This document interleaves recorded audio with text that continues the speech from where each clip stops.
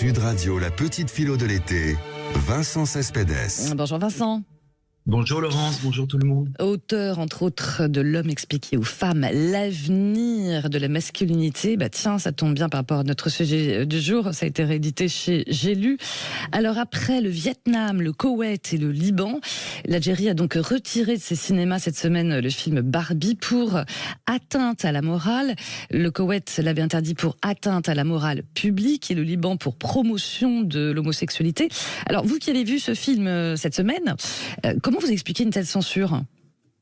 Elle est difficilement explicable, ou alors elle est simplement explicable, simplement parce que cette petite poupée rose, où la question du féminisme dans le film est abordée avec audace, eh bien, soulève des interrogations et peut inquiéter ce qui est dénoncé dans le film de façon cocasse, le patriarcat.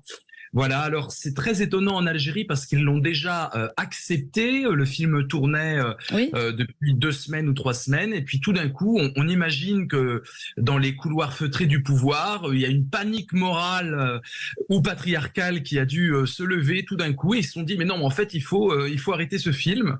Donc c'est assez cocasse. Ça montre bien. Ils l'ont fait assez discrètement d'ailleurs, hein. Ils l'ont fait discrètement. Ça signe en fait le crime. On voit bien que le problème, au Vietnam, c'est encore à part. Au Vietnam, il y a une représentation politique de la mer de Chine méridionale où le Vietnam est en conflit avec la Chine et le film montre dans une carte quelque chose qui va du côté de la Chine et pas du Vietnam. Donc ce n'est pas le patriarcat qui est touché pour le Vietnam. Ouais. Par contre, pour les pays, le Koweït ou l'Algérie, on a affaire en fait à quelque chose qui fait peur, c'est-à-dire que ce film, qui est assez réussi, il faut le dire, et qui a un parti pris assez déterminé, même si on peut le considérer comme une grande pub aussi commerciale. Eh bien, ce film, c'est un peu le patriarcat pour les nuls, Laurence.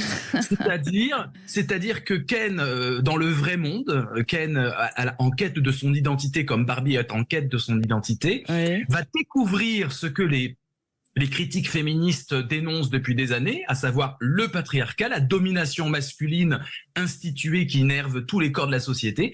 Et lui, il va trouver ça génial, parce que lui, il vit à Barbieland où les femmes gouvernent, où les femmes sont centrales. Et du coup, il va vouloir appliquer les leçons de patriarcat à Barbieland et il fait une sorte de coup d'état patriarcal. C'est drôle, c'est cocasse et c'est ultra pédagogique pour des pays pour lesquels ces questions ne sont pas sur la place publique. Ouais, c'est ça. Oui, parce que par exemple, par rapport au Liban, après vous me redirez en quoi Ken est déconstruit ou pas d'ailleurs, le Liban dénonçait la promotion de l'homosexualité et le changement de sexe et la remise en question du mariage et la formation d'une famille. En quoi elle est si féministe que ça, cette Barbie, et ce Ken, en quoi il est déconstruit ou pas ?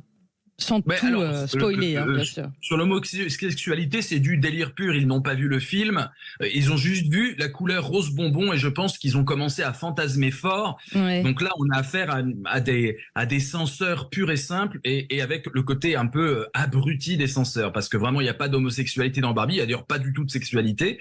On n'est pas sur ce registre-là. On est sur une lecture du pouvoir. Barbie, c'est quoi? Barbie, elle est la contradiction sur pattes et sur talons. Elle a été simultanément exaltée comme une figure d'émancipation féminine et critiquée comme l'apogée de l'idéalisation physique. Et maintenant, avec Greta Gerwig, qui est une féministe convaincue, la Pink Lady s'invite sur les écrans et fait trembler le tabou sous un océan de couleurs vives et de controverses politico-culturelles. Et donc, on a affaire à un univers à mi-chemin entre Jacques Demy et Jacques Tati. Et dans ce Barbieland qui est immersif, très bien réalisé, très divertissant, on est plongé dans une fantasmagorie plastique avant d'être catapulté dans le monde réel où Barbie fait face à l'incontournable. Son essence est-elle vraiment le symbole du féminisme ou n'est-elle qu'une incarnation du regard masculin toxique qui ne s'affirme qu'au détriment des femmes? Et c'est ça qui, à mon avis, provoque la censure. C'est que c'est une magnifique description à travers le personnage de Ken de ce que c'est la masculinité toxique. C'est-à-dire l'idée que le masculin va devoir s'ériger en méprisant le féminin et en interdisant au féminin ses pleins pouvoirs et ses pleins droits.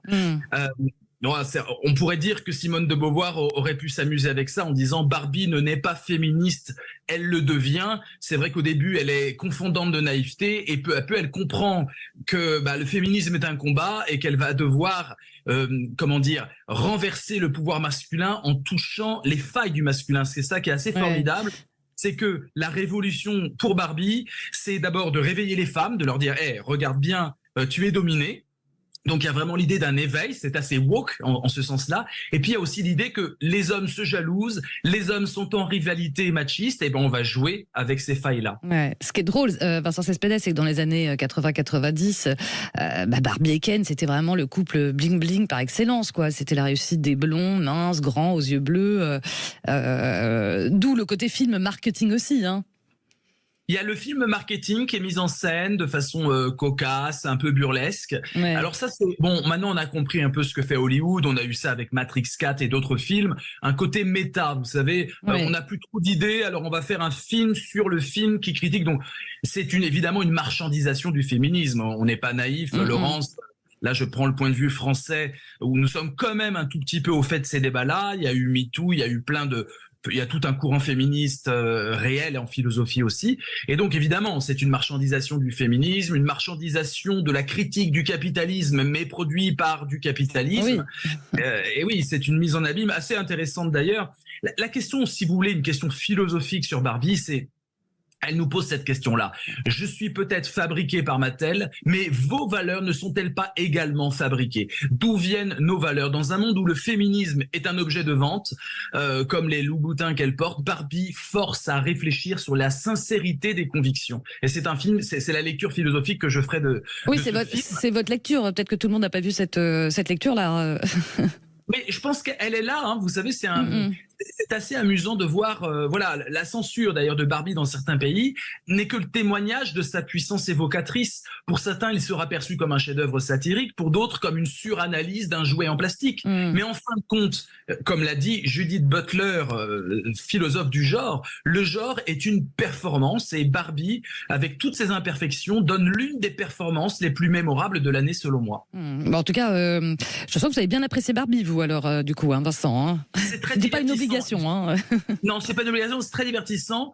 C'est un film audacieux cinématographiquement qui prend plein d'exemples et surtout c'est très théâtral. Ouais. Et ce qui m'a vraiment amusé, je vous dis, c'est qu'on est dans la tête d'une petite fille sans jamais voir la petite fille qui joue avec son jouet. Et donc, il y a plein de clichés, plein d'allusions parce qu'on sent que c'est une petite fille qui manipule Barbie et on voit la mentalité d'une petite fille de 8 ans qui essaie de comprendre ce que c'est les genres, le masculin, le féminin et comment tout ça fonctionne. Et cette naïveté est propice à l'interrogation philosophique et au rire et à la critique sociale. Et ben voilà, c'était la vision philosophique du film Barbie par Vincent Cespedes. Merci beaucoup, Vincent. Merci, Laurent.